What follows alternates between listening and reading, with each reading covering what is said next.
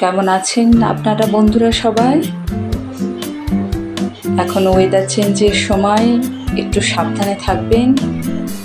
কখনো বৃষ্টি, কখনো গরম, তাই শরীরকে সুস্থ রাখবেন, ভালো রাখবেন। আজকে আপনাদের আমি একটা রেসিপি দেখাবো, তালের বড়া কি করে হয় দেখতে থাকুন।